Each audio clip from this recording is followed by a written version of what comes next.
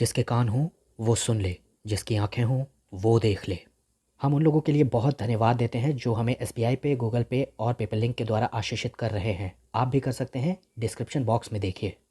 उत्पत्ति 2:24 में दिया है कि इस कारण पुरुष अपने माता पिता को छोड़कर अपनी पत्नी से मिला रहेगा और वे एक ही तन बने रहेंगे। इस आयत का इस्तेमाल यीशु ने भी किया है जब वो तलाक की टीचिंग दे रहे थे फरीसियों को। अब इस आयत के पहले वाली आयत को हम जरा देख लेते हैं। अब 23वीं आयत को ध्यान से देखिए। तब आदम ने कहा, ये बात आदम कह रहा है और ये इन्वर्टेड कॉमास के बीच में लिखी गई है। अब ये मेरी हड्डियों में की हड्डी और मेरे मांस में का मांस है, इसलिए इसका नाम नारी होगा क्योंकि ये नर में से निकाली गई है। यहाँ तक की बात तो आदम ने कही और इसके आगे की बात में कोई इन्वर्टेड कॉमा नहीं है, यानी कि ये आदम नहीं कह रहा है बल्कि परमेश्वर ने इसे दर्ज कराया है कि इस कारण पुरुष अपने माता पिता को छोड़कर पत्नी से मिला रहेगा। अब इस आयत में माता पिता को ये हुक्म दिया जा रहा है कि अगर तुम्हारे लड़के की शादी होगी किसी लड़की से तो वो एक तन बन जाएंगे। अब इस बात पर भी गौर करिएगा कि आदम और हव्वा की उस वक्त तक कोई संतान नहीं थी।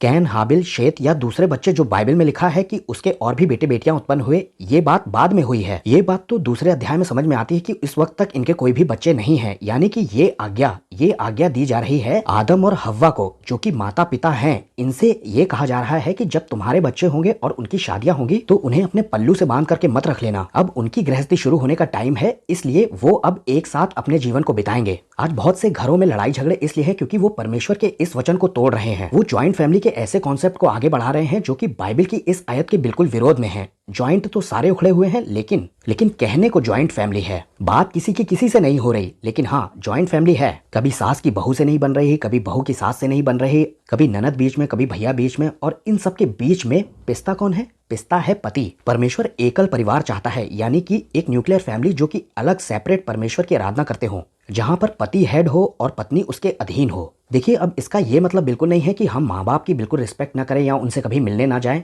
बल्कि इस आयत में माँ बाप लोगों को ये समझाया जा रहा है कि आपको अपने बच्चों का मोह त्यागना पड़ेगा उनकी शादी होने के बाद। अगर हम परमेश्वर के वचन को फॉलो कर रहे हैं तब तो घर में प्यार मोहब्बत बना रहेगा, आपसी रिश्ते चाहे वो कितनी भी दूर रहते हो बने रहेंगे। लेकिन अगर हम बाइबल की आज्ञाओं को तोड़ रहे हैं तो ये जान लीजिए कहीं ना कहीं आशीष तो रुकेगी। परमेश्वर अपने वचन के तोड़े जाने के बाद आशीष नहीं दे सकते, ये उनका नियम है, क्योंकि शैतान क्लेम करता है। शैतान ये दोष जरूर लगाता होगा कि परमेश्वर, क्या आप अपने वचन के विरोध में जाकर के भी आशीष दे सकते हैं क्या? घर में बहुत सारी कलह, तनाव और झगड़े रगड़े की स्थिति इसलिए बनी रहती है क्योंकि वो परमेश्वर की इस छोटी सी आज्ञा को तोड़े बैठे हैं। क्या शादीशुदा नया नवेला जोड़ा? जी नहीं, माँ बाप, क्योंकि वो बचपन से बच्चे को पालते हैं और बुढ़ापे में भी वो ये चाहते हैं कि बच्चे उनके अधीन वैसे ही बने रहें। परमेश्वर माँ बाप से चाहते हैं कि वो बच्चों को इतनी आजादी दें कि वो अपनी गृहस्थी को खुद शुरू कर सकें, वो सब कुछ खुद संभाल सकें। एक बार इस आज्ञा को फिर से पढ़िए। इस कारण पुरुष, यानी कि वो आदमी जिसकी शादी होने जा रही है, अपने माता पिता को छोड़कर अपनी पत्नी के संग मिला रहेगा, यानी कि दुल्हन के संग, और वो एक तन बने रहेंगे। ये आज्ञा दूल्हा दुल्हन को नहीं बल्कि माँ बाप को दी जा रही है।